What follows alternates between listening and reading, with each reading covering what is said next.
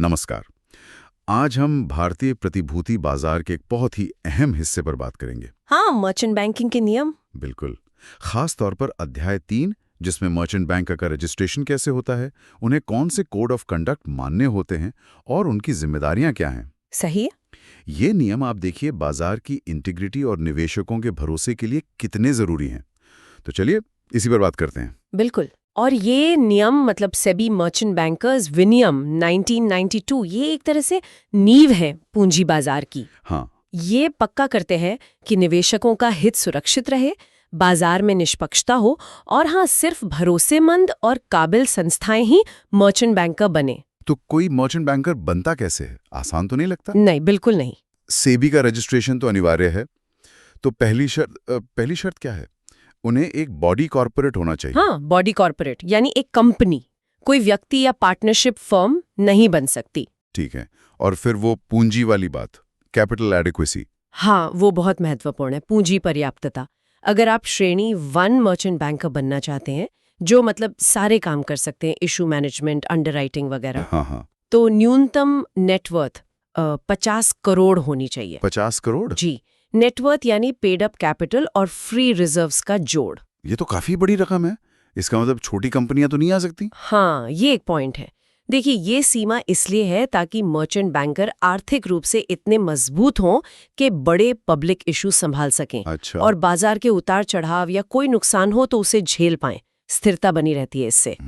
और फिर वो फिट एंड प्रॉपर पर्सन वाला मयार भी है। वो क्या है? मतलब कंपनी और उसके जो प्रमोटर्स हैं, उनका रिकॉर्ड साफ हो, ईमानदारी, सक्षमता, फाइनेंशियल साउंडनेस, ये सब देखा जाता है। सेबी काफी बारीकी से जांच करता है इसकी। समझ गया। और फीस पंजीकरण के लिए? हाँ, फीस भी है। एक तो नॉन रिफंडेबल एप्लीकेशन फीस है 50,000 रुपए की। 50,000? और अगर रजिस्ट्रेशन मिल जाता है तो फिर 20 लाख रुपए का रजिस्ट्रेशन शुल्क।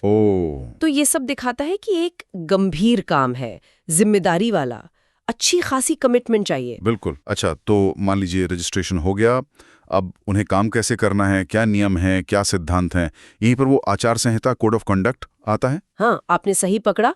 कोड ऑफ कंडक्ट ही उनका नैतिक ढांचा है। मूल सिद्धांत सत्यनिष्ठा, ईमानदारी और सबसे जरूरी निवेशक हित सबसे ऊपर, इन्वेस्टर फर्स्ट। Investor first. हर फैसले में ये सोचना होगा कि निवेशक पर क्या असर पड़ेगा। इसमें और क्या खास बातें हैं, जैसे वो हितों के टकराव वाली स्थिति, कॉन्फ्लिक्ट ऑफ इंटरेस्ट? बिल्कुल, संहिता इस पर बहुत जोर देती है।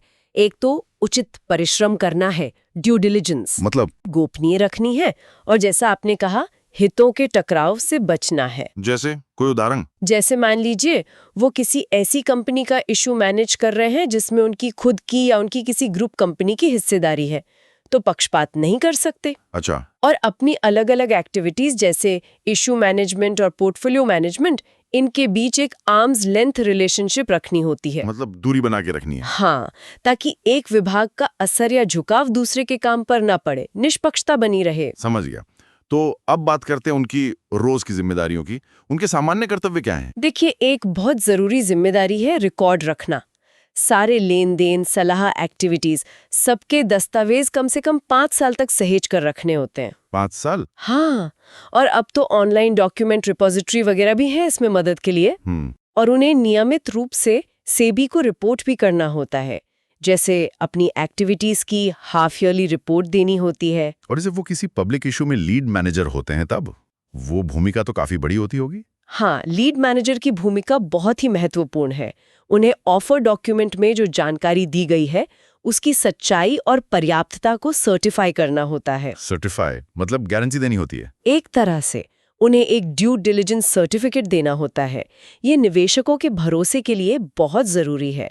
सोचिए, अगर लीड मैनेजर ही पुष्टि ना करें तो निवेशक कैसे भरोसा करेंगे? बात तो सही है। और हाँ, निवेशक शिकायतें, उनका तुरंत समाधान करना भी उनकी जिम्मेदारी है।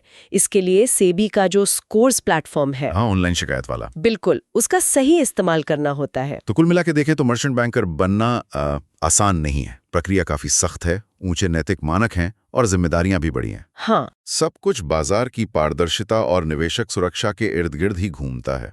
बिल्कुल सही। और यहीं से एक बात सोचने को मिलती है। क्या? कि ये जो इतना सख्त रेगुलेशन है मर्चेंट बैंकरों पर, ये पब्लिक इश्यूज में निवेशकों को जो जानकारी मिलती है उसकी क्वालिटी और विश्वसनीयता पर कैसे असर डालता है? क्या ये सख्ती कभी-कभी बाजार की रफ्तार धीमी कर देती है या ये वाकई बेहतर जानकारी और सुरक्षा पक्की करती है? ये दिलचस्प सवाल है। हाँ, रेगुलेशन और बाजार की एफिशिएंसी के बीच का सही संतुलन क्या हो, यह हमेशा एक अहम मुद्दा रहता है। वाकई ये सोचने वाली बात है। इसी विचार के साथ आज की ये बातचीत यहीं खत्म करते हैं।